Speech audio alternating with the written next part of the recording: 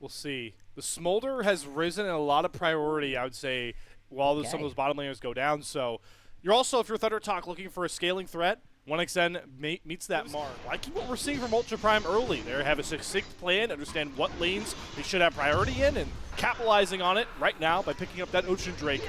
TT being dared to step up, and they have no way to do so, Bloxer. No, you cannot. And this is what worries me a little bit about. Can break out.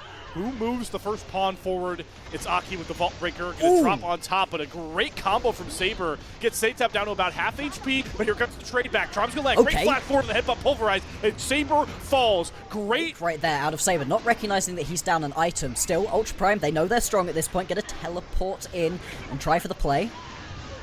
But the Dragon's already down, and Feather's going back in again. The Charm's going to land, layered with the Equalizer. Amazing usage of the ultimates, and now Aki gets to fly forward with the Vault Breaker onto Zhang. Sion is tanky, but is he tanky enough to handle 5 members of Thundertalk? Doesn't seem like it as he flashes over the wall, but another Vault Breaker is going to sing home for Aki. That speeds to warfare secured for Thundertalk, and Satap just can't stop hitting these charms. Step to any of these bushes, bud. Oh, this is a very unfun game of Where's Waldo, and Saber is going to be the one caught. Equalizer down, they throw down the cease and desist, everything layered on top of Saber, but he finally burns down. It's a clutch flash from Aki. Make sure he gets out without even trading his own life.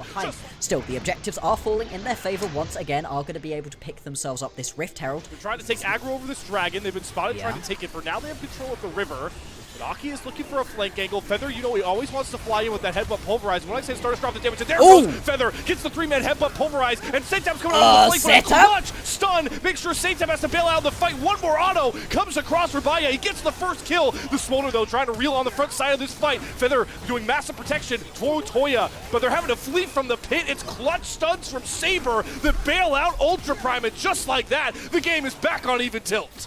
Zeta, what are you doing? It's not so often that we see the flanking melee Ahri, but that's what Zeta have decided to do in that fight, and they can't play these fights that quickly. You need a pick to start them out, especially at this point in the game. Everybody drops pretty low. Fantastic job stacking up. 192 stacks in 19 minutes, as we are going to see the feats of strength go over to Ultra Prime, grabbing that last turret. I'm liking the tempo they're pushing now. They drop the Rift Herald mid. They're trying to open up as much of the map as possible before the Otacon in about 30 seconds. Teleport coming on in. That's definitely not going to save the tower. Otacon, all this XP for nothing, but how do you get into this pit? It's already down below 4,000, and Aki is way off to the side. The jungler is even here trying to make the 50-50, so Junhao secures the Otacon. Feather caught on the front side, trying to use the Breaker Will to stay up and alive, but his health bar is depleting rapidly. Aki's going to try to go in off to the side, but his Vault Breaker finds nothing. He goes for the cease assist, goes wild, and drops off, and now Ultra Prime get to sing their song, running for a Baya double kill. The Weaver's well forward. Can Saber find the kill into Hoya? One seismic shove will get it done. TT have sole point right here for Ultra Prime. But the problem is for Thundertalk that you want has to be so much of that. The space created here for 1xN. And by this point, Baya, I mean, Spirit Shojin, they have no idea. Mom for vision. Mom for vision. That is the hole that Thundertalk are in. Feather going to eat a seismic shove here. Xiaosha and Saber try and hold the line. Zhang going to also spend the ultimate. Tries to go out of the pit as Aki is stuck in the back here. Vault Breaker's back over. Baron's at about 2K. Can Aki get the steal here? Gets knocked up. Yes! Gets away with the steal. It was too early of a smite from Junhao. A lifeline to TT, but they need to escape with the purple banner, and they will do just that. Another topsy-turvy point in our game 1. TT survive and thrive with 4 of Baron. Oh my god, Aki with the Vault Breaker in, the Vault Breaker out, the flash in, and the steal. He manages to do it right here. He gives Thundertalk some XP away from Ultra Prime. That's nice. That's going to give them a little bit extra right here. He's now going to be able to take down that tower, and that's actually the first tower of the game. For us. Ultra Prime start up this Chemtech Drake, but they need to be careful. They're going to use the Weaver's Wall. Now look to try and churn and burn, but Aki can get right over it. Equalizer's going to come down onto the backline, and now Ultra Prime is starting to get a bit scattered, but Feather is way below HP. Drops the Equalizer. Zhang is going to go in, but it's secured by Junhao. Gets his revenge on the Dragon, and Baya is going to pop Hoya, but 1xN remains untouched. He needs to find these low health bars. 1xN's flashing forward. It's a clutch. Zodia's coming out from Saber. 1xN trying to desperately kite back with the Braum. Stuns, land, all the damage lands for Ultra Prime, and they find themselves the clutch fight win. They're going to win the fight. They're going to pick themselves up the soul as well. And now what can Ultra Prime do with 4 members of Thundertalk dead? They're going to push through the mid lane. Teleport coming in as well from Saber right here. They may be looking to try end this game.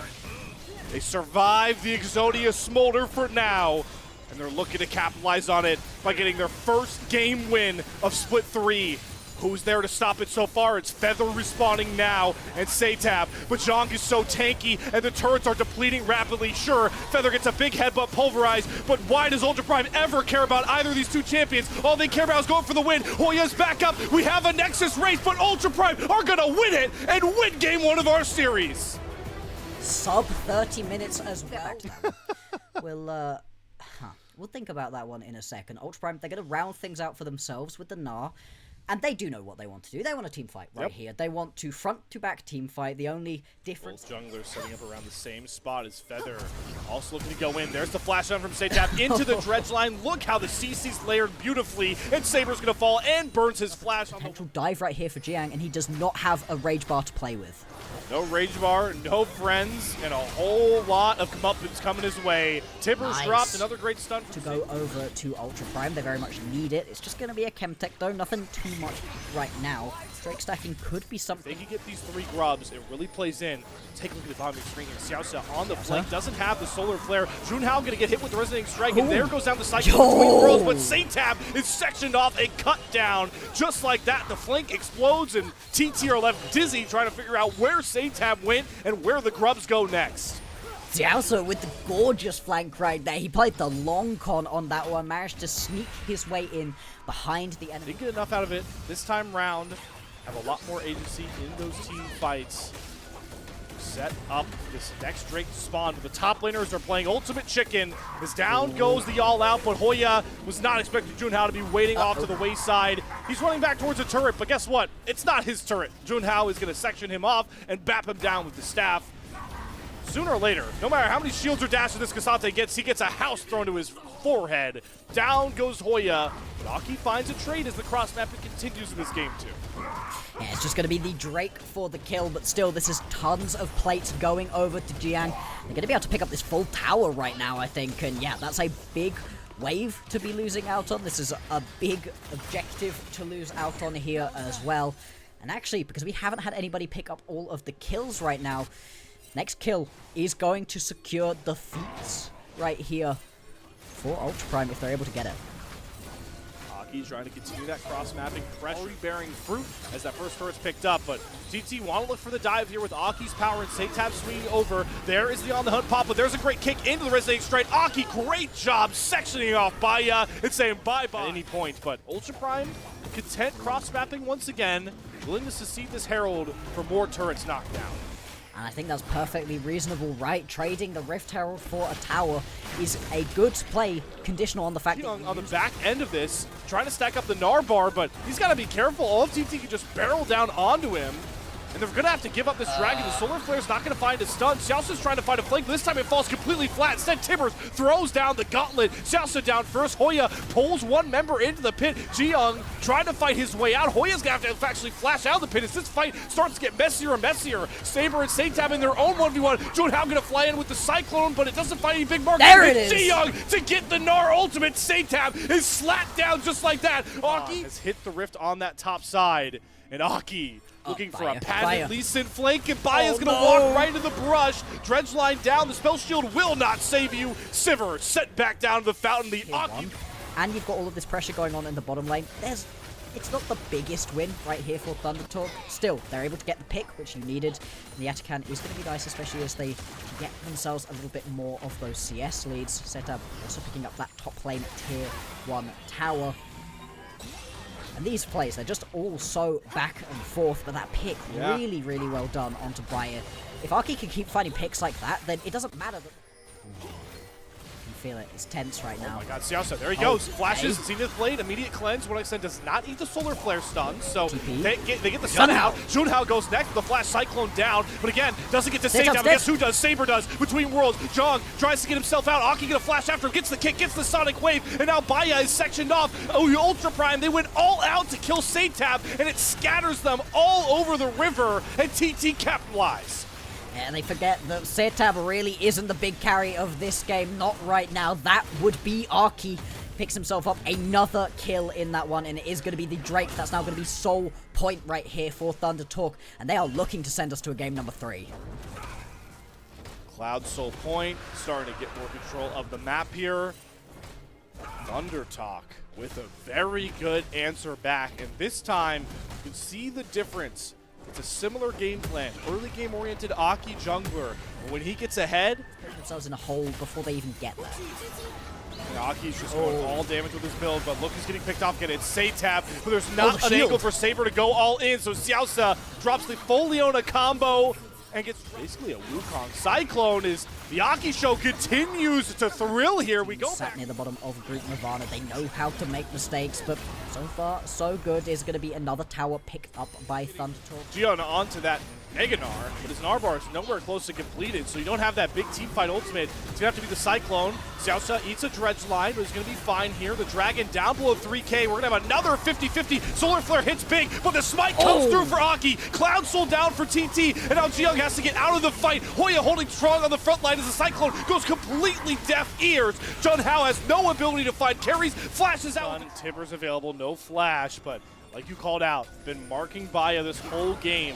Ultra Prime have no idea where this Baron is at. There they go. But it's Aki that's going to come after them. They get the Timber stun down onto 2. They layer my. the CC beautifully. Xiaosa blown up. Jiyoung cannot get it. He's not even Meganar because it's just Aki running wild in the backline. Ultra Prime are crumbling to the might of Thundertalk. No kills to be traded back. TT snap back from game 1 with a vengeance and an ace home to send this game and this series to the 3.